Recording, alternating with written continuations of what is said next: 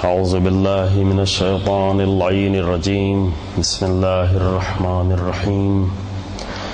الحمد لله على ما عرفنا من نفسه وألهمنا من شكره وفتح لنا من أبواب العلم بربوبيته ودلنا عليه من الإخلاص له في توحيده وجنبنا من الإلحاد والشك في أمره حمدا لا منتهى لحده ولا حساب لعدده ولا مبلغ لغايته ولا انقطاع لعمده والصلاة والسلام والتحية والإكرام على خير خلقه وأشرف بريته وحامل وحيه ومبلغ رسالاته سید المرسلین خاتم النبیین ابو القاسم محمد اللهم صل علی محمد ثم الصلاة والسلام على أهل بيته الأطيبين الأطهرين المعصومين الذين أذهب الله عنهم الرجس وطهرهم تطهيرا اللهم صل على محمد واللعنة الدائمة الباقية على أعدائهم أجمعين. أما بعد فقد قالت فاطمة الزهراء سلام الله عليها: جعل الله طاعتنا نظاما للملة وإمامتنا أمانا من الفرقة.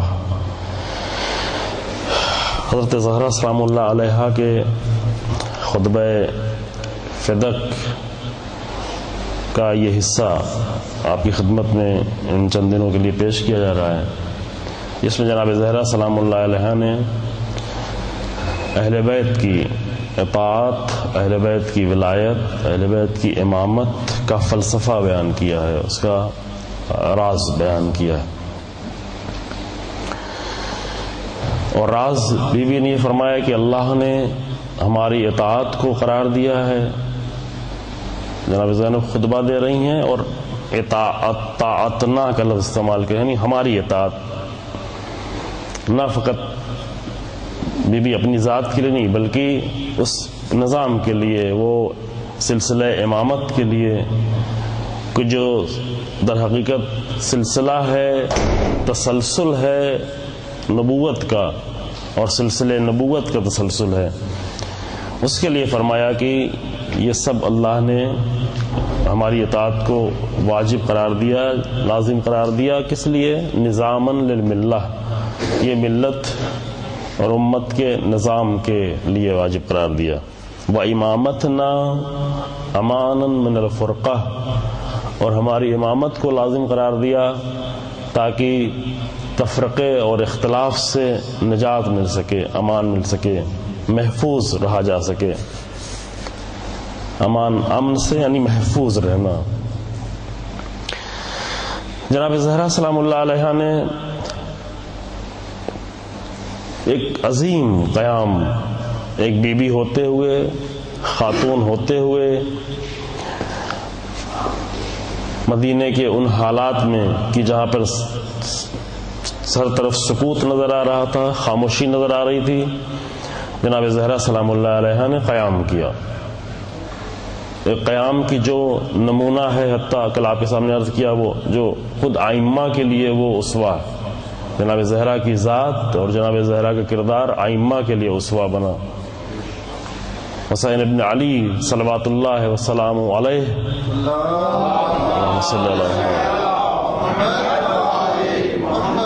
کی ذات کے لیے اور آپ کے انقلاب کے لیے اور آپ کے قیام کے لیے جناب زہرا کا قیام اسوہ بن رہا ہے.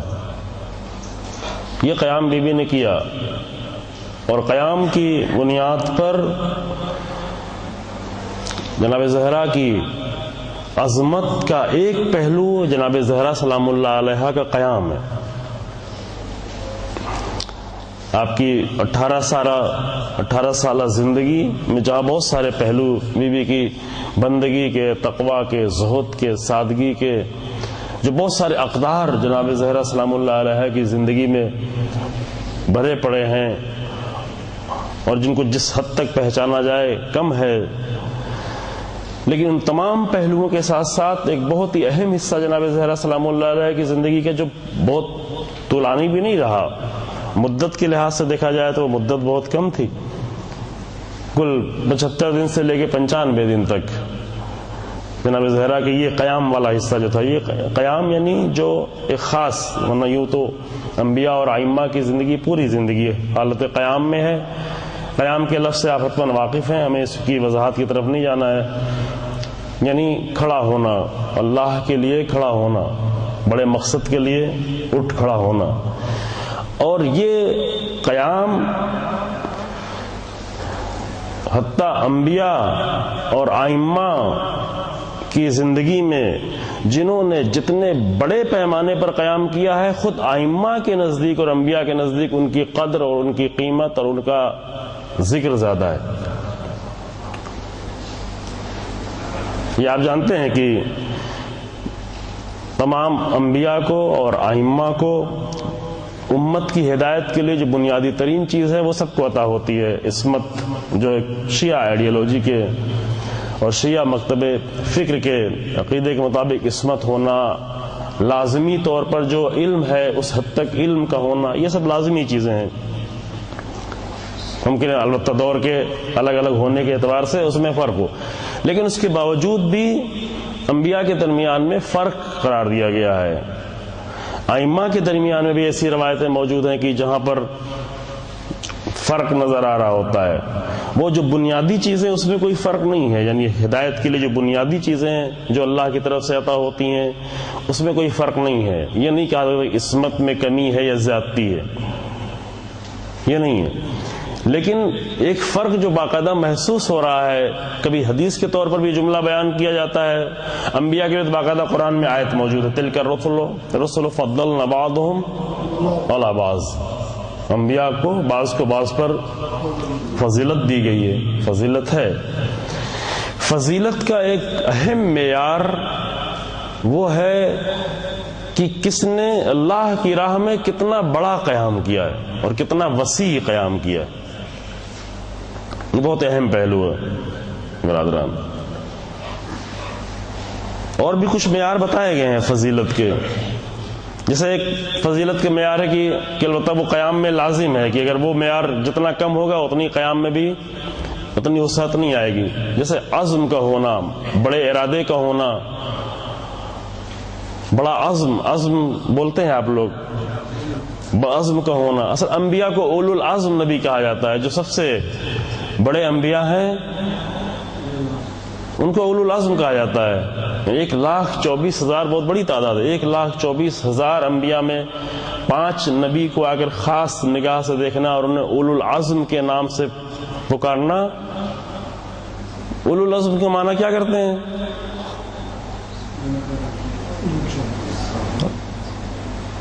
اولو العزم یعنی عزم والے لوگ، عزم یعنی مضبوط ارادہ، ایک ہے ارادہ ایک ہے عزم۔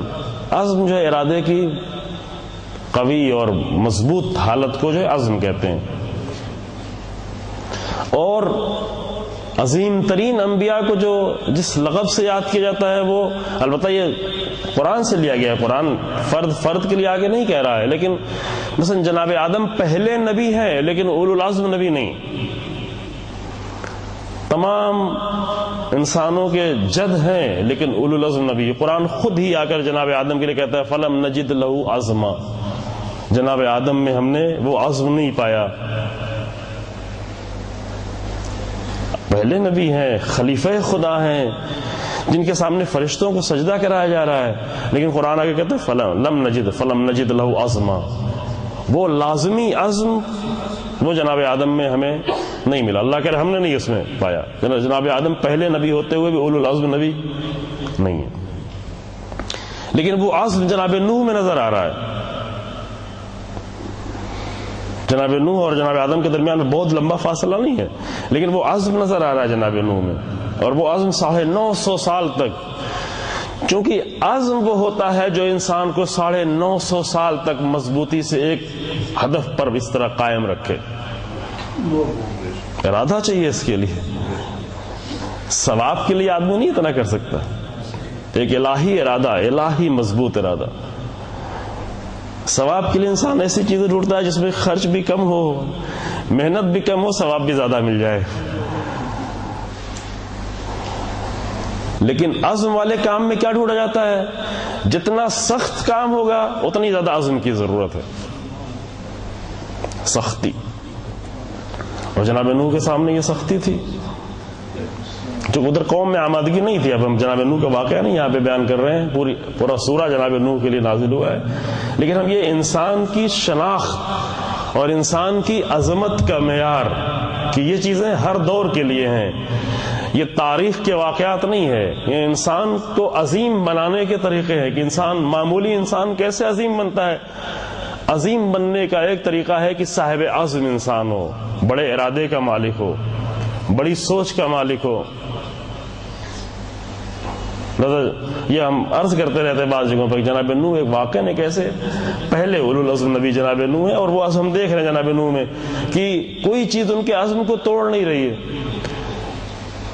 لوگوں کا ساتھ نہ ہونا، ساتھیوں کا نہ ہونا، تنہا ہونا، حامی نہ ہونا، ناصر نہ ہونا، مددگار نہ ہونا،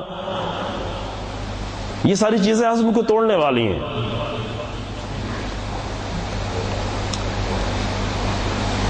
یہ اصلی چیزیں ہیں جو عزم کو انسان کے توڑنے والی ہوتی ہیں. جب انسان دیکھتا ہے کہ میں ایک بڑے کام کے لیے اٹھ رہا ہوں لیکن کوئی نہیں ساتھ دینے والا، عزم ٹوٹتا چلا جاتا ہے. لیکن جناب نوح کا عزم نہیں ٹوٹ رہا، حتیٰ گھر کے لوگ ساتھ نہیں ہیں. کبھی کبھی یہ ہوتا ہے، کہتے ہیں کہ چلو کوئی نہیں ساتھ دے رہا، لیکن گھر کے لوگ تو ساتھ دے رہے ہیں، پھر بھی انسان کا دل گرم ہوتا ہے، دل گرمی ملتی ہے، حوصلہ ملتا ہے کہ گھر کے لوگ ہمارے ساتھ ہیں، ہمارے عزیز ہمارے ساتھ ہیں.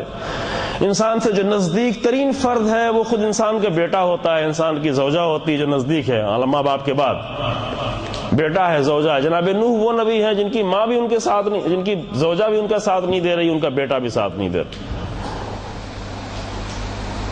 جناب نوح کے مقصد میں ان کی مدد کے طور پر نہ ان کا بیٹا ہے، باہر سے تو پتھر کھا رہے ہیں، پتھر مارے جا رہے ہیں، نہیں معلوم کیا کیا ہو رہا ہے. یہ تو ایک دو واقعات تاریخ میں لکھ دیے گئے ہیں. 950 سال جناب نوح کے ساتھ جو کچھ ہوا وہ تاریخ میں تو نہیں سب لکھا ہوا ہے. کس طرح کی اہانتیں، کس طرح کی توہین، کس طرح کا مذاق اڑایا گیا، احمق کہا گیا، دیوانہ کہا گیا، کہ عام دیگر انبیاء کی سب کہا جاتا رہا، کیا کیا نہیں کہا گیا. جناب نوح کشتی بنا رہی تھی تو آخر کا مرحلہ البتہ تھا کشتی بنانے کی 950 سال، اور 950 سال یہ قرآن کہہ رہا ہے، یعنی یہ تاریخ نہیں کہہ رہی. ہم اس بارے میں تھوڑا شک کریں کہ پتہ نہیں 950 سال تھے یا کم تھے یا زیادہ تھے، نہ، یہ قرآن کہہ رہا ہے 950 سال. الف سنہ الا 50، 1000 سال اس میں سے 50 کم. یہ تبلیغ کے سال تھے جناب نوح کے. بہت بڑی بات ہوتی ہے. اس کے لیے عزم چاہیے، ارادہ چاہیے. قیام کرنے کے لیے سب سے زیادہ لازمی چیز جو ہوتی ہے وہ بڑا مضبوط ارادہ. اور مضبوط ارادہ وہ پیسوں کے ذریعے سے، دولت کے ذریعے سے، افراد کے ذریعے سے، ناصروں کے ذریعے سے نہیں ہوتا عزیزو. مضبوط ارادہ اس وقت ہوتا ہے کہ جب یہ ارادہ اللہ کے لیے ہو. وہ لوگ جو ناصروں کی مدد سے اٹھتے ہیں، جو دولت اور اقتصاد کی مدد سے اٹھتے ہیں، کہتے ہیں ہم کیا کر سکتے ہیں، پیسہ نہیں ہے، بجٹ نہیں ہے، یہ نہیں ہے، لوگ نہیں ہے، افراد نہیں ہے. ان کو اگر مل بھی جائیں تو کچھ بھروسہ نہیں ہے کہ وہ زیادہ آگے تک بڑھ سکیں گے، کیونکہ یہ ساری چیزیں انسان کے ارادے میں تھوڑی دیر کے لیے دل میں ایک جوش پیدا کرتی ہیں، ایک ولولہ پیدا کرتی ہیں، ایک شوق پیدا کرتی ہیں، لیکن یہ چیزیں پائیدار نہیں ہیں. لہذا اس کے نتیجے میں جو ارادہ بنتا ہے وہ خود بھی پائیدار نہیں ہے.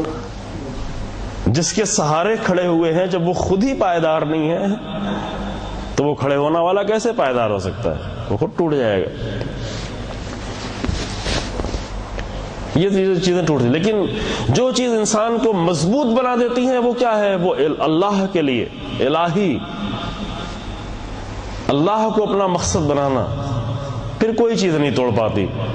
کربلا والے اتنی کم تعداد اور مقابل میں اتنا بڑا لشکر ہوتے ہوئے ذرہ برابر بھی ان کے ارادے میں کمزوری نہیں پیدا ہوئی. کیوں؟ اس لیے کہ کربلا میں جو بھی عمل انجام دیا جا رہا تھا وہ اللہ کے لیے انجام دیا جا رہا تھا، خالص توحیدی عمل.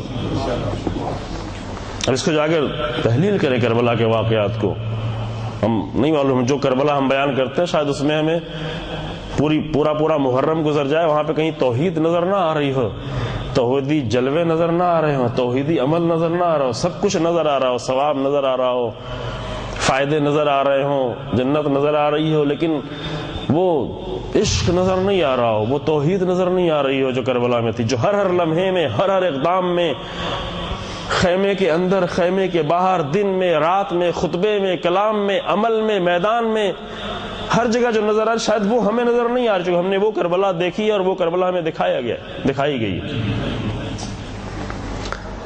لیکن حسین ابن علی کی کربلا اتنے باعزم لوگ کیوں ہیں یہاں پر؟ اس لیے کہ یہ صرف اللہ کو نگاہ میں لے کر آئے ہوئے ہیں، اللہ کو نظر میں رکھ کر آئے ہوئے ہیں، لہذا یہ ارادے نہیں ٹوٹتے۔ کتنے بھی اسلحے آئے، کتنا بھی لشکر آئے، بتایا جا رہا تھا، یعنی جو تاریخ کے واقعات ہیں، باقاعدہ جو لشکر آتا تھا 4 محرم سے جو آنا لشکر شروع ہوا، اور آ کر کام ان کا یہ تھا کہ جب آتے تھے تو گھوڑوں کو تیزی سے دوڑاتے تھے، کبھی 1000 کا لشکر آیا، کبھی 2000 کا آیا، کبھی 3000 کا آیا، 4000 تک کے لشکر بھی ایک ساتھ آیا، روزانہ 1-2 لشکر پہنچتے تھے۔ 4 محرم سے 9 محرم تک یہ سلسلہ جاری رہا۔ ادھر کوفے میں زبردستی پکڑا جا رہا تھا، اکٹھا کیا جا رہا تھا، اور جب 1000-2000 لوگ تیار ہوتے تھے اس کا ایک سپہ سالار بنا کر کربلا کی طرف روانہ کر دیا جاتا تھا۔ اور جب بھی کوئی لشکر آتا تھا تو آ کر تیزی سے میدان کربلا کی زمین پر اپنے گھوڑوں کو دوڑاتا تھا، شور بلند ہوتا تھا، آواز بلند ہوتی تھی۔ اس کی ایک وجہ یہ تھی کہ یہ حالت دیکھ کر، گھوڑوں کے ٹاپیں، اسلحوں کی جھنکار، افراد کی کثرت، یہ دیکھ کر ادھر سامنے چھوٹا سا جو لشکر، ان کے ارادوں میں کچھ کمی پیدا ہو جائے۔ یہ ہوتا ہے میدان جنگ میں، یہ حربے استعمال کیے جاتے ہیں، ہر جنگ میں یہ ہوتا ہے۔ یہ اصلی ترین کام میدان جنگ میں یہ ہوتا ہے کہ سامنے والے لشکر کے ارادے کو کمزور کر دیا جائے۔ مارنا اتنا بڑا مقصد نہیں ہوتا، مارنے سے بھی جو چیز اصلی لی جاتی ہے وہ ایک ارادے کو کمزور کرنا، یا سپہ سالار کا ارادہ یا افراد کا ارادہ حضرت کے ساتھ، اور یہ سارا کام کیا جا رہا تھا۔ لیکن یہ لشکر کی کثرت، اسلحے کی جھنکار، اور ادھر پیاس کی شدت، یہ سب کچھ بھی ان کے ارادے میں ذرہ برابر کمی تو کرنا دور کی بات، بلکہ ارادے کو بڑھاتی چلی گئی، عزم کو بڑھاتی چلی گئی۔ وہ کون سی چیز تھی؟ وہ الہی عزم تھا جو کربلا والوں میں موجود تھا، اور یہی کربلا کی بقا کا بھی راز ہے۔ یہ سارے موضوعات ہیں جس پر توفیق ہوئی گفتگو کرنے کی، کربلا میں توحید یا کربلا میں عشق یا کربلا کی بقا کا راز ہے، انٹرنیٹ پر موجود بھی ہے، کہ یہ بہت ہی کربلا کے بہت سارے پہلو جو کربلا کو آ کر اتنا عظیم بناتے ہیں۔ یہ کربلا نمونہ ہے جناب زہرا سلام اللہ علیہا کے قیام کا۔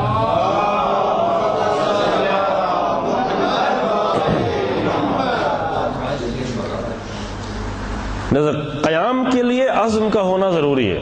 میں بھی عزم کے موضوع میں اور زیادہ نہیں داخل ہونا چاہتا، کوئی قیام بغیر عزم کے ممکن ہی نہیں، اور قیام وہ ہے کہ جو انسان کی شناخت اور پہچان کا معیار ہے۔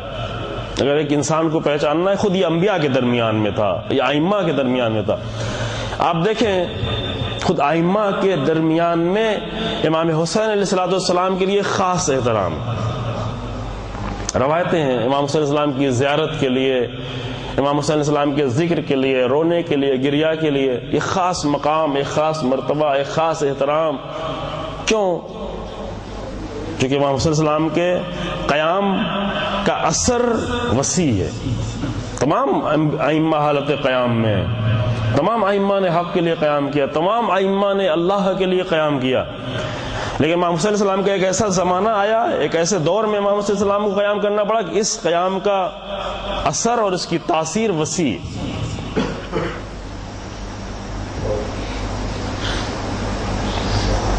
اور اسی بنیاد پر جب امام زمان کا ذکر ہوتا تھا ائمہ کے درمیان میں، تو ائمہ یہ کہتے ہوئے نظر آتے تھے، کبھی امام صادق علیہ السلام فرما رہے ہیں کہ ہماری آرزو ہے کہ ہم ان کے خادموں میں سے ہوں، امام زمان کے خادموں میں سے۔ اللہم صلی علی محمد۔ یہ کیوں ہے؟ کیونکہ امام زمان کے ذریعے سے جو قیام ہوگا وہ ایک ایسا قیام ہوگا کہ پوری دنیا پر جو حق کے غلبے کا سبب بنے گا۔ راز اس کا ہے۔ یا جب امام رضا علیہ الصلوۃ والسلام کے سامنے امام زمان کا خاص لقب، قائم کا لقب، یہ لقب ہے جو قیام سے لیا گیا ہے۔ جو امام کے اور بھی کئی القاب ہیں، امام کے متعدد القاب ہیں، ہر لقب کے ایک خاص معنی اور اہم معنی ہے، لیکن قائم کے لقب کا جو معنی ہے وہ ہے قیام، یعنی امام وہ ہے جو قیام کرنے والے ہیں، اٹھنے والے ہیں، ظلم کے مقابلے میں اٹھنے والے ہیں، شرک کے مقابلے میں اٹھنے والے ہیں، طاغوت کے مقابلے میں اٹھنے والے ہیں، حق کا پرچم لہرانے والے ہیں۔ اس لقب کو جب یاد کرتے تھے تو امام رضا علیہ الصلوۃ والسلام احترام میں، اس لقب کے احترام میں کھڑے ہو جایا کرتے تھے کبھی کبھی۔ یہ کیوں؟ یہ اسی پیغام کو دینے کے، یہ نہیں ہمیشہ کھڑے ہوتے تھے، یہ نہیں، ایک واجب عمل نہیں ہے کہ ہمیشہ کھڑے ہوں، لیکن یہ امام کا کبھی کبھی کھڑے ہونا، خاص کر اس لقب کے ساتھ، یہ اس پیغام کو دینے والا تھا کہ اس صفت کے ذریعے سے جو عمل انجام پایا جانے والا ہے وہ بہت ہی عظیم عمل ہے، اور وہ ہے قیام کا عمل۔ یعنی تمام ائمہ کی صفات ہیں، ہر صفت میں بہت ساری عظمتیں پوشیدہ ہیں۔ ائمہ کے صفات یا ائمہ کے القاب یا نام، یہ ہم لوگوں کے نام جیسا نہیں جس کا جو نام دل چاہا، اچھا لگا، اٹھا کے نام رکھ دیا بغیر اس کے۔ کبھی کبھی بہت اچھے نام رکھتے ہیں، صرف اس کے شکل کو دیکھ کر، وہ زبان سے جب ادا ہوتا ہے تو وہ کیسے ادا ہوگا، یہ ساری چیزیں دیکھ کر لوگ نام رکھتے ہیں، معنی کی طرف متوجہ نہیں ہوتے ہیں۔ لیکن ائمہ کے القاب، بہت سارے القاب وہ ہیں کہ جو خود رسول اللہ کے ذریعے سے رکھے گئے ہیں، یا ان کے جو اندر صفات موجود، ان صفات کی بنیاد پر، ان تمام القاب میں، تمام صفات میں یہ لقب جو قیام کے ساتھ ہے اور قیام کا معنی دے رہا ہے، اس معنی کے لیے اس لقب کی بنیاد پر امام رضا علیہ السلام کھڑے ہوتے نظر آ رہے ہیں۔ کیوں کھڑے ہوتے ہوئے نظر آ رہے ہیں؟ یہ بتانے کے لیے کہ یہ قیام وہ ہے کہ جو حق کو عام کرے گا۔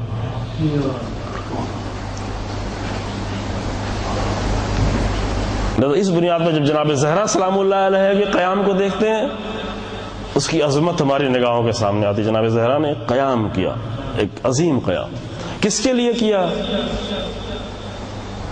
کبھی کبھی ہمارے ذہنوں میں بہت ساری چیزیں ہیں، تصور ہوتے ہیں، اسے کبھی کسی چیز کو سمجھنے کے لیے صحیح یہ لازم ہوتا ہے کہ اس کے منفی پہلو کی طرف توجہ کرے۔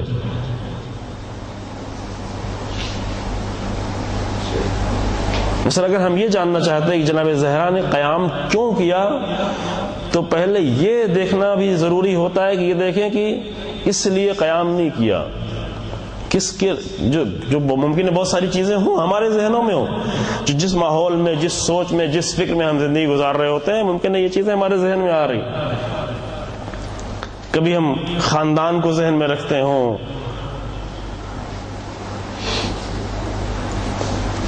جناب زہرا سلام اللہ، جناب امام علیہ السلام جناب زہرا کے شوہر تھے، رسول اللہ کے داماد تھے، بنی ہاشم خاندان تھا، باشرف خاندان تھا، ممکن ہے ایسے تصورات ہمارے ذہن میں ہے، لہذا بہت ساری چیزوں کو نکالنا لازم ہے ایک صحیح نتیجے تک پہنچنے کے لیے۔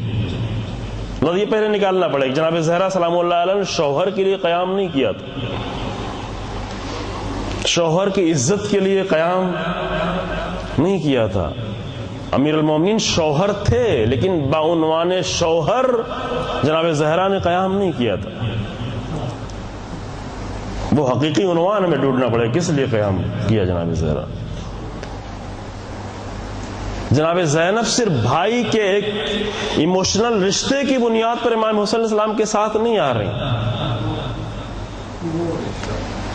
ٹھیک ہے، ممکن ہمیں رونے کے لیے ہم بھائی اور بہن کے رشتے زیادہ بتا رہے ہوں، لیکن بھائی اور بہن کے رشتے کے لیے نہیں آ رہی، بلکہ جناب زینب امام حسین علیہ السلام کو ایک ولی خدا کی ہمراہی کر رہی ہیں، نہ کہ بھائی کی ہمراہی کر رہی ہیں۔ یہ بہت ہی اہم پہلو عزیزوں. جناب زہرا سلام اللہ علیہا نے شوہر کے اقتدار کے لیے، شوہر کی سلطنت اور حکومت کے لیے، بنی ہاشم کی عزت کے لیے، بنی ہاشم کے اقتدار کے لیے، اپنے خاندان کا نام باقی رہنا چاہیے، اتنا عظیم خاندان، اس کے لیے، ان سب کے لیے قیام نہیں کیا، بالکل نہیں کیا. ذرہ برابر بھی یہ پہلو نہیں. ممکن ہمارے اندر یہ کوئی پہلو داخل ہو جائے کہ ہم مجلس پڑھیں، اس میں خدا کے لیے بھی ہو لیکن کوئی دوسری چیزیں میں تھوڑا تھوڑا شامل ہو، لیکن یہ تصور ہم خاندان اہل بیت کے لیے نہیں کر سکتے. یہ مشرکانہ عمل ہم سے ممکن ہے لیکن وہاں نہیں ہے ممکن، چونکہ ہم یہ کام روزانہ کرتے رہتے ہیں، ہمارے ذہن میں یہ تصورات ہیں کہ یہ تو نارمل چیز لگ رہی ہے. برائے عصمت سیدہ طاہرہ سلام اللہ علیہا بلند تر صلوات. اللہم صلی علی محمد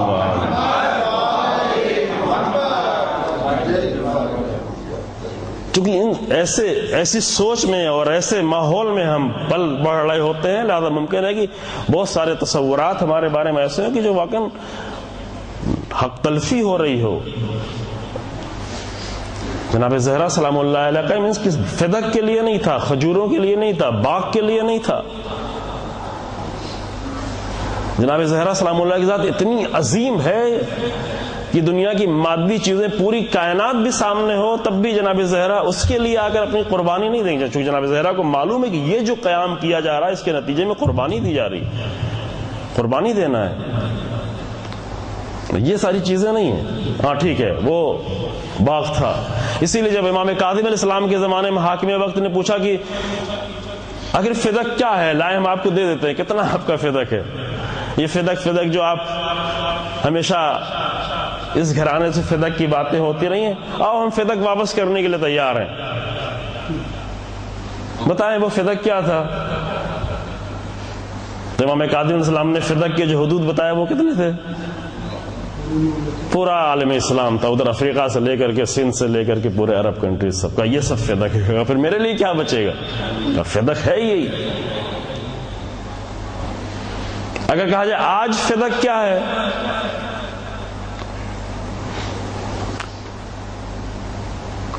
فدق چند ہزار کھجوروں کا باغ کا نام نہیں ہے. فدق ایک علامت ہے عزیزو، بہت توجہ کریں، فدق علامت ہے. جناب زہرا سلام اللہ علیہ نے علامت کے طور پر فدق کو سامنے رکھا ہے، لہذا وہ فدق کا دائرہ بڑھتا چلا جائے گا. امام زمان کے دور میں فدق، پوری کائنات فدق ہے، ان سب کے لیے قیام کرنا ہے کیونکہ علامت ہے. یہ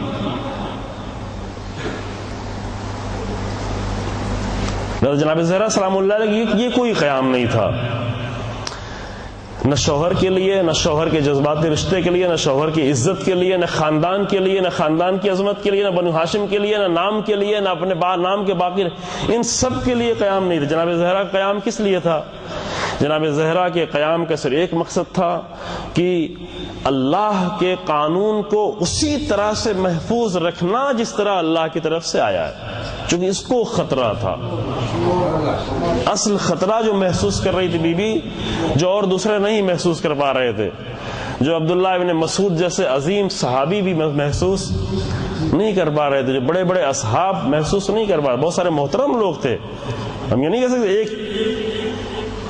ایک لفظ میں سب کو جو ہے کہیں گے نہیں، سب نہیں، بہت سارے محترم لوگ تھے، عبادت گزار لوگ تھے، لیکن وہ درک نہیں کر پا رہے تھے کہ جو آج ہو رہا ہے اس کا 50 سال بعد کیا نتیجہ ہونے والا ہے، اور جو آج ہو رہا ہے اس کا 1400 سال گزرنے کے بعد کیا نتیجہ ہونے والا ہے. جناب زہرا کی نگاہ میں یہ سب کچھ تھا. جب ہم کہتے ہیں ولایت، جناب زہرا سلام اللہ علیہ نے ولایت کا دفاع کیا، تو وہ ولایت نہیں ہمارے ذہنوں میں آیا کہ جو ایک احساساتی اور جذباتی اور ایموشنل رشتے کا نام ہم ولایت کہہ رہے ہوتے ہیں. یہ ولایت نہیں ہے، اس کے لیے نہیں جناب زہرا سلام اللہ علیہ نے اتنی بڑی قربانی کی. کچھ اعتقادی چیزیں ذہن میں رکھ لینا یہ جو ہے ولایت، بلکہ جس ولایت کے لیے جناب زہرا سلام اللہ علیہ نے دفاع کیا اس کا خود یہ ذکر بھی کیا اسی خطبے میں کہ نظاماً للملہ، ہماری اطاعت یہ ملت کا نظام ہے. اطاعت کس کی؟ اطاعت ولی خدا کی اطاعت، ولی خدا کی اطاعت یہ ملت کا نظام ہے کہ اس کو اگر فرصت ہوئی انشاءاللہ انہی دنوں میں تو ہم اگر، اور امام رضا علیہ الصلوۃ والسلام سے ایک وسیع حدیث ہے، نہیں معلوم آپ نے شاید اس کا بعض حصہ سنا ہو،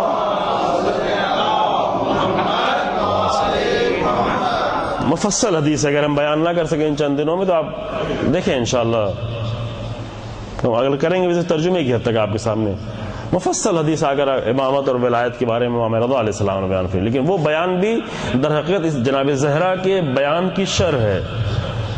جناب زہرا سن 11 ہجری میں بیان کر رہی ہیں اور امام رضا علیہ السلام 201 ہجری میں، شاید چونکہ 200 ہجری کے آس پاس امام نے دقیقاً کس لمحے میں بیان کیا وہ تاریخ نہیں لکھی ہوئی ہے، لیکن 201 سے 203 ہجری تک امام رضا علیہ السلام مثلا طوس میں رہے ہیں، مشہد کی سرزمین۔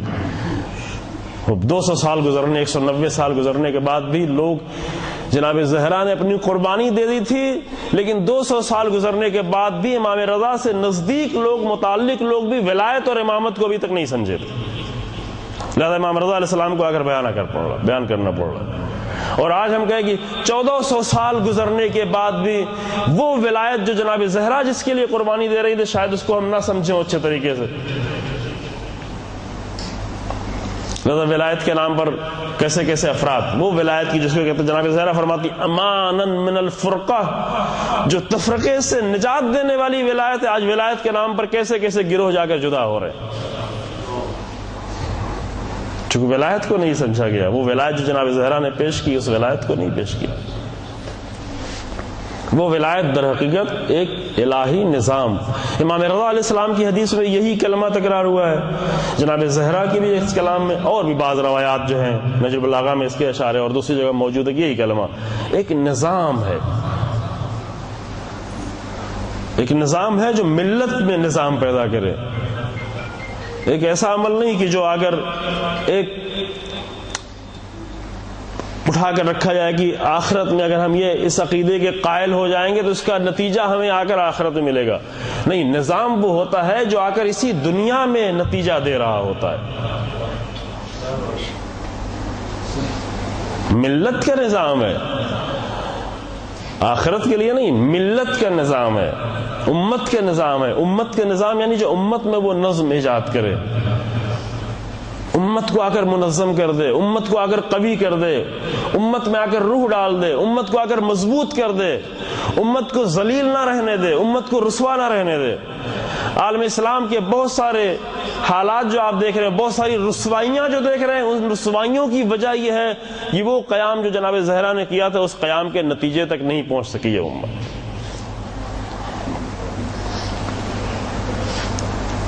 یہ ہے نظام، اور وہ کس کے لیے؟ ولایت یعنی کس کے لیے؟ خود ولایت کیا ہے بہت زیادہ کھولنے کی فرصت نہیں عزیزو، البتہ آپ یہاں پہ زیادہ تر برادران جو مجھے اندازہ ہوا، جو جیسے اعلانات سے ہو رہا ہے کہ استاد بزرگوار کی گفتگو سنتے رہتے ہیں، لہذا الحمدللہ کافی حد تک آشنائی ہوگی۔ میں خالی ایک اشارہ کر کے آگے بڑھنا چاہتا ہوں کہ ولایت کا تعلق، ولایت کا لفظ، ولی کا لفظ، اس لفظ کے ساتھ سب سے پہلا تصور جو ہمارے ذہن میں آنا چاہیے اسلامی آئیڈیالوجی کے لحاظ سے، وہ اللہ کی ولایت، کیونکہ چونکہ ہمارے سامنے یہ ولایت نہیں پیش کی، ولایت ایک کامل تصور کے ساتھ نہیں پیش کی جاتی، لہذا ولایت کا لفظ، مولا اور ولایت اور مولائی، یہ سارے کلمات جو ہم استعمال کرتے ہیں تو شاید اس کا ضد سمجھا جا رہا ہو۔ بعض وقت افسوس کی بات یہ، مطلب بعض وقت مولائی اپنے آپ کو الہی یا مسلمان کہتے ہوئے پیش کرتے ہوئے، بندہ پیش کرتے ہوئے، الہی بندہ پیش کرتے ہوئے اپنے آپ کو نہیں پیش کرنا چاہتا، جبکہ ولایت ذاتی طور پر اللہ کے لیے ہے، ذاتی طور پر فقط اور فقط اللہ کے لیے۔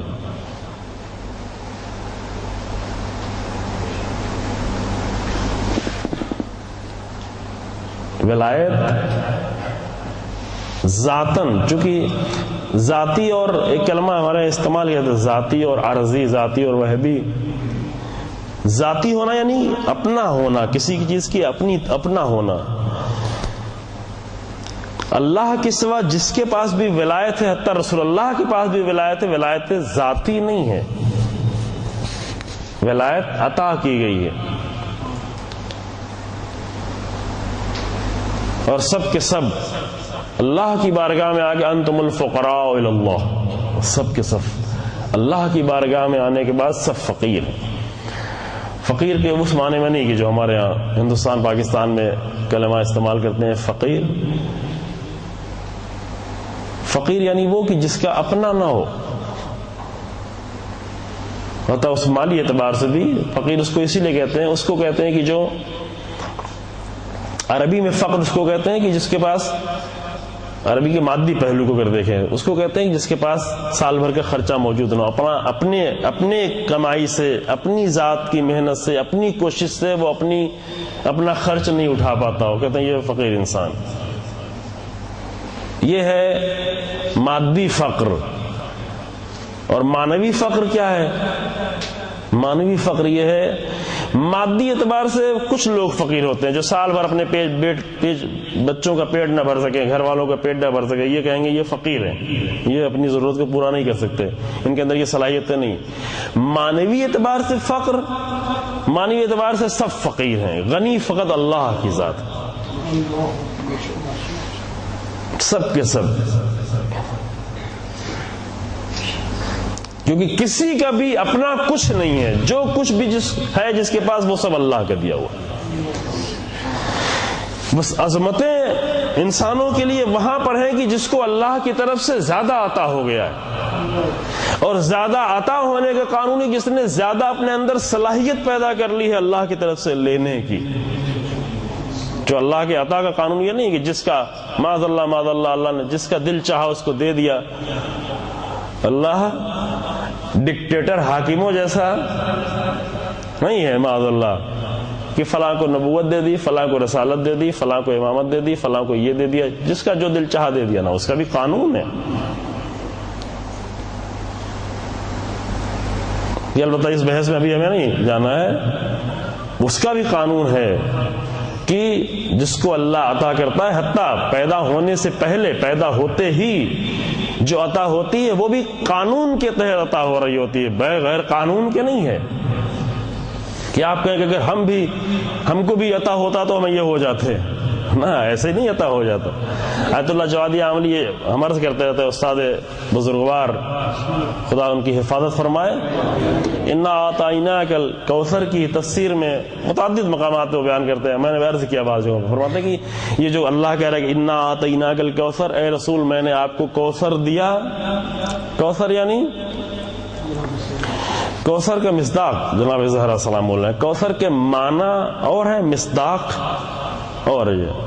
جیسے ہم کہ نور کے معنی اور ہے، نور کا مصداق مثلا ایک مصداق یہ ٹیوب لائٹ ہے، بلب ہے، یہ سب مصداق ہوتے ہیں. مصداق اسے کہتے ہیں جس کے اوپر یہ لفظ صادق آئے.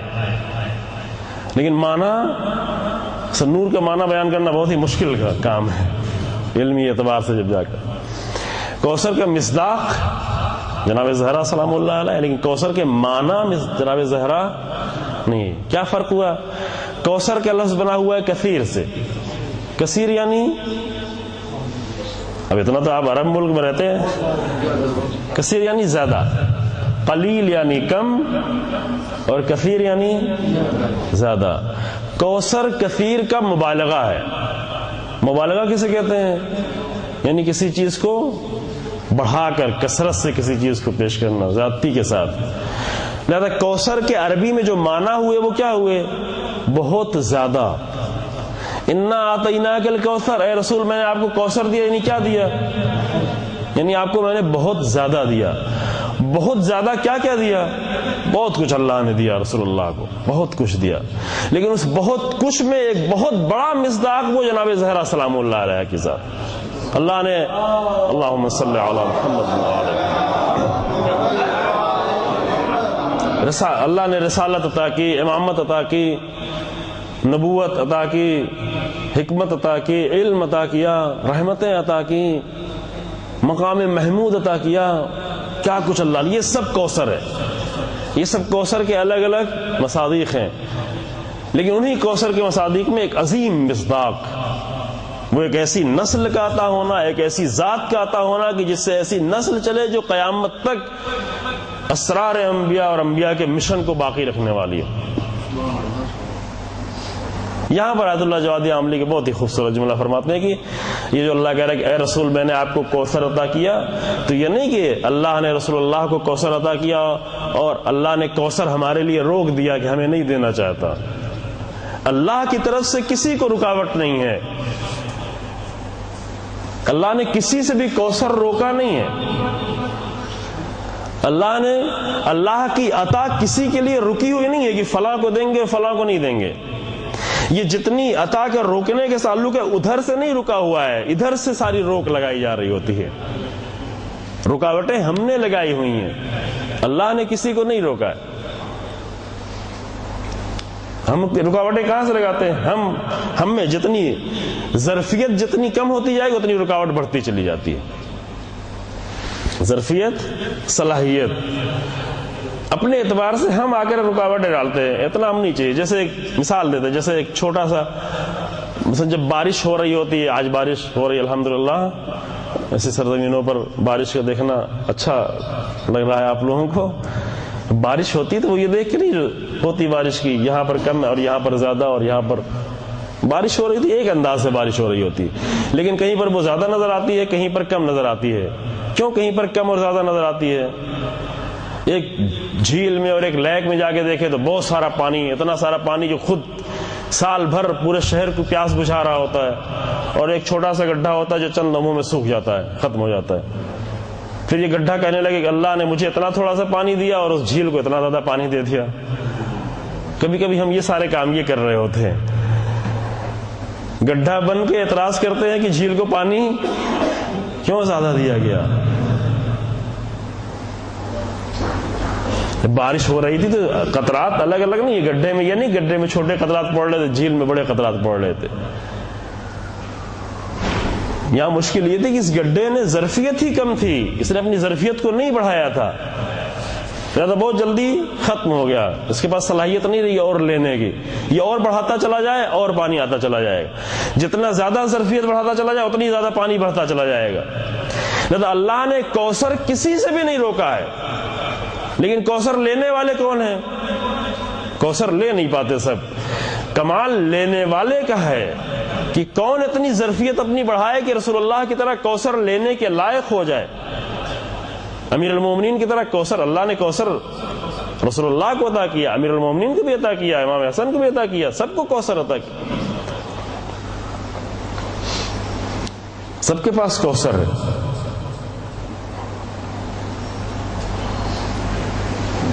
یہ صلاحیت کے اوپر ہوتا ہے۔ جناب زہرا سلام اللہ علیہ کا جو قیام ہے، عظمت جو بتائی گئی، ہمارے معیار جو ایک بتایا گیا کہ کون انسان وہ ہے کہ جس کے قیام کا اثر زیادہ لوگوں تک پہنچ رہا ہے، جتنا زیادہ اثر پہنچ رہا ہے اتنی زیادہ وہ انسان عظیم ہوتا چلا جا رہا ہے۔ یہ قیام ہے جو انسان کو عظیم بناتا ہے۔ اور کس کے لیے قیام کرنا؟ اللہ کے لیے، الہی قیام۔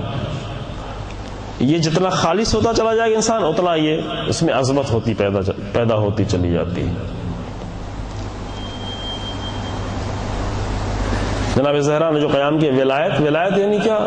ولایت یعنی ایک الہی نظام کی بقا، قیامت تک کے لیے بقا۔ جناب زہرا سلام اللہ علیہ وسلم 11 ہجری کو نہیں دیکھ رہی ہیں، جناب زہرا کے قیام کا اثر قیامت تک ہے، جناب زہرا قیامت تک کے لیے دیکھ رہی ہیں کہ الہی نظام اگر باقی رہنا ہے تو یہاں پر یہ قیام ضروری ہے۔ اب وہ نظام، اس کی وضاحت ہم اور انشاءاللہ آگے تھوڑا بہت کریں گے آپ کی خدمت میں، ابھی وقت زیادہ نہیں رہ گیا ہے۔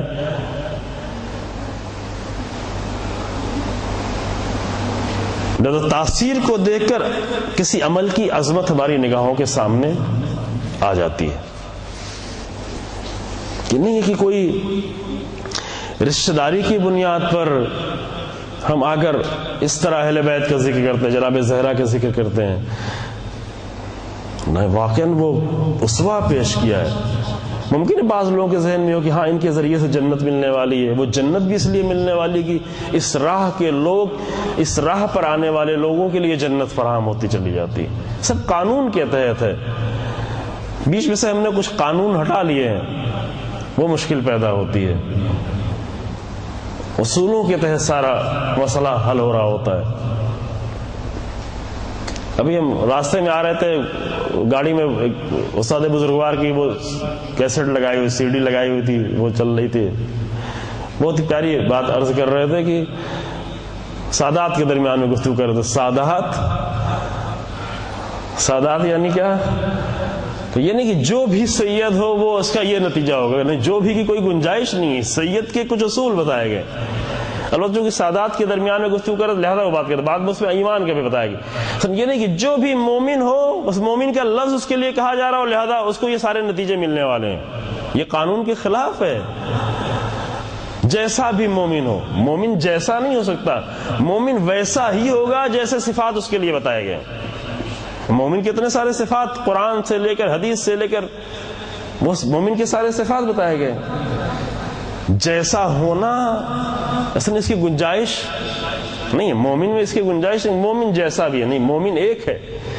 مومن ایک طرح کا ہوتا ہے. مومن ایک طرح کا اس کا معیار ہے. اصول ایک طرح کے ہیں، اقدار ایک طرح کے ہیں، قانون ایک طرح کا ہے، طریقہ ایک طرح کا ہے، صفات ایک طرح کی ہیں. اور وہ صفات جب مل جاتی ہیں تو کوئی فرق نہیں رہتا کہ عرب کا ہے کہ ایران کا ہے کہ بر صغیر کا ہے کہ دنیا کے کس علاقے کا ہے. ابھی الحمدللہ اہل ایمان ایک بڑا نتیجہ جو سامنے آیا ہے، انشاءاللہ بعد میں اس کے لیے اور عرض کیا جائے. ابھی ہم دیکھتے ہیں عراق میں، سیریا میں، دوسرے علاقوں میں اہل ایمان اس طرح سے دل جڑے ہوئے ہیں ایک دوسروں کے، کوئی فرق نظر نہیں آ رہا ہے. اور یہ اسی نظام کے نتیجہ ہے، یعنی ایمانی نظام نے آ کر ایسا جوڑ دیا ہے دلوں کو.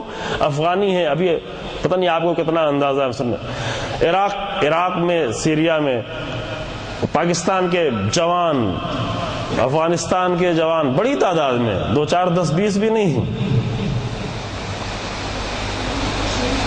ہزاروں کی تعداد میں. اصل کوئی فرق وہی نہیں، چونکہ وہ رشتہ ایمان کا جڑا ہوا ہے. وہ ایک رشتہ آ کر جوڑ دیا ہے. امام خمینی رحمۃ اللہ علیہ نے ایک عظیم جو کارنامہ انجام دیا، وہ ایمانی روح جو آ کر لوگوں کے درمیان میں پیدا کر دی کہ جس سے دشمن بہت گھبرایا ہوا ہے، جو پریشان ہے کہ ہم جب آئیں گے وضاحت میں کہ یہ روح کہاں سے پیدا ہوئی ہے، یہ رشتہ کیسے، ایمان کے رشتہ یہ کس طریقے سے جڑا ہوا ہے. وہ صفات ہے، وہ کرائٹیریا ہے، یہ نہیں اختیار ہے کہ جیسا ہو. اور جناب زہرا سلام اللہ علیہ کا قیام یہی تھا کہ اگر اس روح کو زندہ کر سکیں، چونکہ اسی ایمانی روح کو خطرہ، وہ روح جو رسول اللہ نے پیدا کی تھی، وہ جو روح جو ڈالی تھی، وہ خطرہ فوراً محسوس ہے. بہت سارے لوگ لگ نہیں، کوئی مسئلہ نہیں ہے، جیسے رسول اللہ تھے، جس طرح نمازیں پڑھی جا رہی تھی، جس طرح عبادتیں کی جا رہی تھی، اب بھی ایسے ہی چلتا رہے گا. اور بہت دنوں تک شاید کچھ ظاہری طور پر نظر بھی نہ آ رہا ہو، چونکہ اس کے لیے نگاہ چاہیے، بصیرت کی نگاہ چاہیے ہے کہ جو بعد میں آنے والے واقعات کو محسوس کر سکے. چونکہ جو تبدیلیاں آتی ہیں تو ابتدا میں معمولی تبدیلی لائی جاتی ہے، اور ہوشیار لوگ کوشش کرتے ہیں کہ ایک بیک کوئی بڑی تبدیلی لا کر نہیں کرے جو لوگوں کو جھٹکا لگے گا، محسوس کر لیں گے. اس طرح سے تبدیلی لائی جائے کہ وہ سلولی، دھیرے دھیرے ایسے آگے بڑھتا جائے کہ بغیر محسوس کیے ہوئے بہت کچھ تبدیل ہو جائے. یہ بغیر محسوس کیے ہوئی تبدیلی یہ کون لوگ سمجھتے ہیں، یہ ہر ایک درک نہیں کر پاتے. اس کی مثال ہم دیتے ہیں کبھی، جیسے ٹرین اپنا ٹریک چینج کرتی ہے، 2 ٹریک کے درمیان میں فاصلہ بہت معمولی سا فاصلہ ہوتا ہے، اور وہ جب چینج کرتی ہے ٹریک تو احساس نہیں کرتے لوگ کہ یہ جو بھی چند سیکنڈ سینٹی میٹر کا ٹریک جو چینج ہوا ہے، ملی میٹر میں جو ٹریک چینج ہوا ہے، وہ ممکن ہے شرق و غرب کے فاصلے میں تبدیل ہو جائے. ایک شمال جا رہی ہو، ایک جو جنوب جا رہی ہو، لیکن یہاں پر بہت معمولی تھا. ٹرین میں بیٹھا ہوا انسان محسوس بھی نہیں کر پاتا، ایک جھٹکے کا احساس کبھی ہو یا کبھی نہ ہو، سوتا ہوا انسان پتہ نہیں چل پاتا. وہ ممکن ہے بہت سارے لوگ ایسے سو رہے ہوتے ہیں، اصحاب اس وقت سو رہے تھے، وہ اس تبدیلی کو محسوس نہیں کر رہے تھے کہ نظام الہی سے ہٹ کر کہاں لے جایا جا رہا ہے. ابو العلا مودودی نے آ کر اس زمانے میں محسوس کیا، لیکن کہاں جا کے محسوس کیا؟ کافی آگے بڑھ کر جا کے محسوس کیا کہ کہاں سے خلافت ملوکیت میں تبدیل ہوئی۔ حتیٰ 1400 سال گزرنے کے باوجود بھی جب انہوں نے محسوس کیا تو وہ اصلی منبع سے نہیں محسوس کیا، اصل جہاں سے ٹریک چینج ہوا تو وہاں سے نہیں محسوس کیا، جہاں سے فاصلہ بہت دکھنے لگا، خلافت الملوکیت کا فاصلہ دکھنے لگا، جہاں رسول اللہ کے بہت قریبی اصحاب کے گھروں میں سونے کے بڑے بڑے اینٹیں اور ہزاروں کی تعداد میں مویشی نظر آنے لگے، تب انہوں نے اتنے سال گزرنے کے بعد محسوس کیا۔ لیکن جناب زہرا نے وہ پہلے ہی دن محسوس کیا تھا کہ اس تبدیلی کا نتیجہ کیا ہونے والا ہے۔ اہم نقطہ یہ ہے عزیزو، اتنے سال گزرنے کے بعد، اتنی کتابیں پڑھنے کے بعد، ایک فاضل اور ایک عالم ہونے کے بعد بھی جب محسوس کیا تو اصلی جگہ سے نہیں محسوس کیا جہاں سے ٹریک تبدیل ہوا تھا، کافی آگے بڑھ کر محسوس کیا، 14-15 سال گزرنے کے بعد محسوس کیا۔ لیکن جناب زہرا نے پہلے ہی دن محسوس کیا تھا، اور اس احساس کے نتیجے میں یہ اتنی عظیم قربانی جناب زہرا سلام اللہ علیہ کو دینی پڑی۔ پہلے سے معلوم تھا بیوی کو اس بات کی خبر تھی کہ جس مقصد کے لیے یہ قیام کیا جا رہا ہے وہ قربانی چاہتا ہے۔ یہ قانون ہے، کوئی بھی قیام قربانی کے بغیر نہیں ہوتا۔ قیام جتنا بڑا ہوگا قربانی بھی اتنی بڑی ہوگی، یہ سب قانون۔ چھوٹا قیام ہوگا تو آدمی کے 2-4 گھنٹے کا وقت جائے گا، 2-4 روپے جائیں گے، 2-4 ہزار، یہ بھی قربانی ہے، لیکن چھوٹی قربانی ہے۔ چھوٹا قیام، چھوٹی قربانی۔ بعض لوگ ابھی جا کر حق کے لیے جانیں دے رہے ہیں، بڑا قیام کر رہے ہیں اور بڑی قربانی دے رہے ہیں۔ کوئی بھی قیام بغیر قربانی کے ممکن نہیں ہے۔ اسی لیے چونکہ قیام میں قربانی دی جاتی ہے، لہذا اگر یہ الہی قیام ہو تو یہ انسان کے مقام کو بلند کرتا چلا جاتا ہے اور اثرات بھی اس کے بڑھتے چلے جاتے ہیں۔ جناب زہرا جب اتنا بڑا قیام کرنے کے لیے جا رہی ہیں تو اتنی بڑی قربانی بھی دیں۔ اتنی بڑی قربانی کیا ہے؟ ایک تو سب سے پہلی قربانی خود جناب زہرا کی ذات ہے، جو جس کو قربان کرنا ہے، بیوی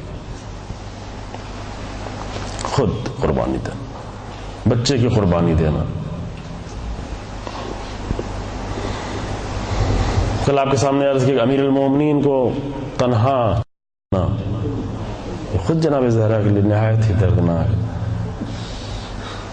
تنہا چھوڑنا، اپنی جان کا دینا اتنا سخت نہیں ہے جتنا اس حالت میں امیر المومنین کو تنہا چھوڑنا، لیکن یہ خود قربانی جناب زہرا دینے کو تیار ہے۔ ایسے حالات میں امیر المومنین کو تنہا چھوڑنے کے لیے تیار۔ ہم یہ سمجھتے ہیں کہ جناب زہرا اپنی جان دینے کے لیے تیار نہیں، اس سے بھی بڑی ایک قربانی بیوی دینے جا رہی ہے، اور وہ کیا؟ وہ یہ کہ ایسے حالات میں حتیٰ امیر المومنین کو تنہا چھوڑنے کے لیے تیار۔ کس لیے؟ اس حق کو باقی رہنے کے لیے، اسلام کی وہ حقیقی شکل کو محفوظ رکھنے کے لیے، وہ جو ملت کا نظام بن کر سامنے آ سکے اس کے محفوظ رکھنے کے لیے جناب زہرا یہ قربانی دے رہے ہیں۔ یہ دردناک پہلو ہوتا ہے، اور جناب زہرا کو سب سے زیادہ غم میں تھیں، مصیبت میں تھیں، تکلیف میں تھیں، اور امیر المومنین کو بھی اس بات کا احساس تھا، خیال رکھتے تھے۔ آخری دن جب نزدیک آئے، شہادت کا وقت اور قریب ہونے لگا، آخری دنوں میں بیوی نے آ کر خود ہی اپنے ہاتھ سے کچھ امور انجام دینا شروع کیے۔ حالت ایسی نہیں تھی، پریشانی کی حالت تھی، فکر مند تھیں۔ وہ فکریں نہیں تھی جناب زہرا سلام اللہ علیہ جو عام طور سے ہم جیسے لوگوں کے گزرنے میں فکر ہوتی کہ ہمارے بچوں کا کیا ہوگا اور ہمارے بعد کا کیا ہوگا، لیکن ایک فکر ضرور تھی کہ علی ولی خدا کا ایک حامی جو زہرا کی شکل میں موجود تھا وہ بھی نہیں رہ جائے گا، امیر المومنین بالکل تنہا ہو جائے گا۔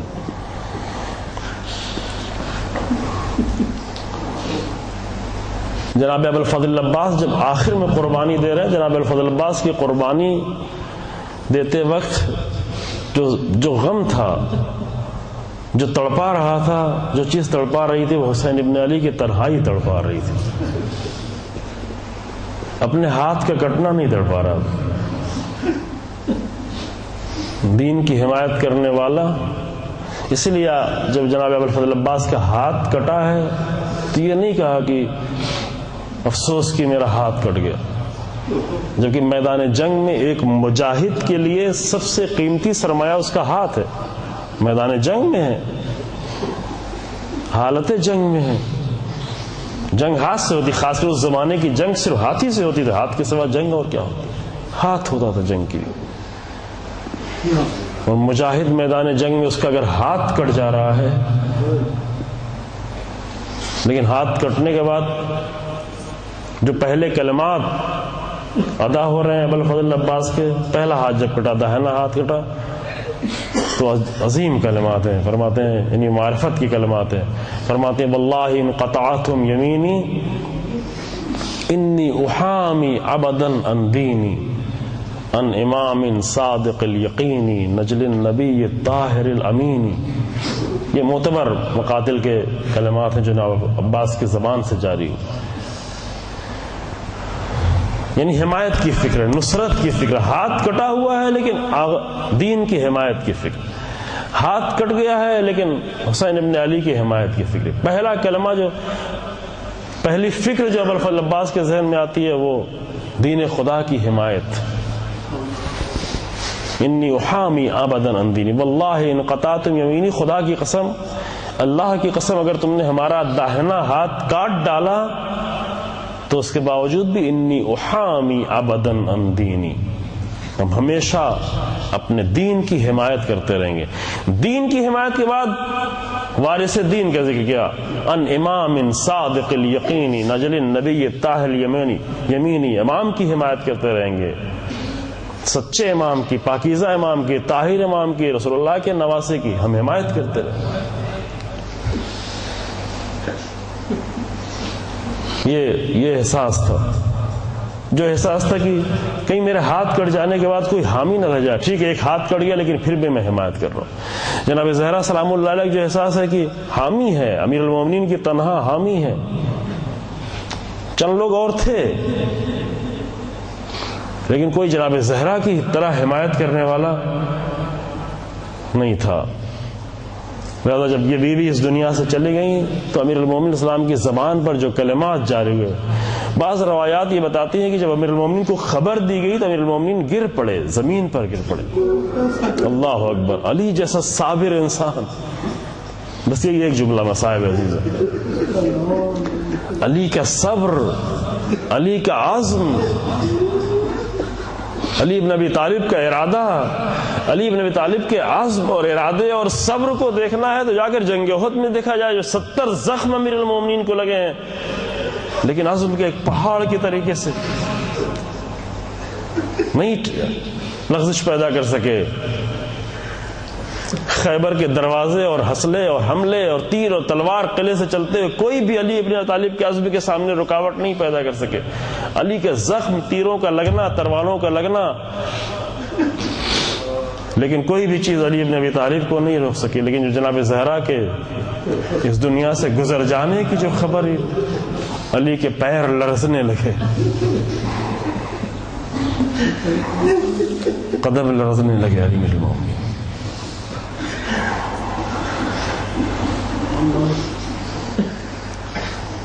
بی بی آئی ہیں، وصیت کر رہی ہیں، آخری دن میں بس ایک جملہ عرض کر گفتگو تمام کرتے ہیں۔ آخری دن میں جناب زہرا نے خود کچھ اہتمام کرنا شروع کیا، خود کھانا پکانا شروع کیا، خود لباس دھلنا شروع کیا، بچوں کو آمادہ کرنا شروع کیا۔ بچوں کے دل میں ایک خوشی کا احساس ہوا کہ میری ماں شفا یاب ہو چکی ہے۔ جو بیوی کی طبیعت خراب تھی، کافی دنوں سے اثر تھا، زخم کا اثر تھا، مشکل تھا۔ میری والدہ کی طبیعت ٹھیک. اسماء بنت امیس خوش ہو رہی ہیں کہ آج بیوی کی طبیعت بحلی ہوئی ہے, بیوی آپ ٹھیک ہے, بیوی کام کرتے ہوئے دکھ رہی ہیں, بیوی نے سب کچھ خود اپنے ہاتھوں سنبھالا. لیکن جب سب کچھ کر چکی ہیں, بچوں کو تیار کر چکی ہیں اور تیار کر کے رخصت کر دیا, تو اسماء بنت امیس کو قریب بلا کہتی ہے, اسماء اب میں اس حجرے میں جا رہی ہوں, جب تک تسبیح کی آوازیں آتی رہی یہ سمجھو کہ میں زندہ ہوں. اسماء اب متوجہ ہوئی کہ بیوی اب سب کچھ کیوں کر رہی تھی.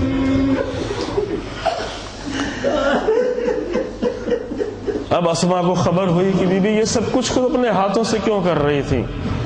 ادھر بیوی خود سب کو رخصت کر دیا تھا. فاطمہ ہے, یہ فاطمہ ہے.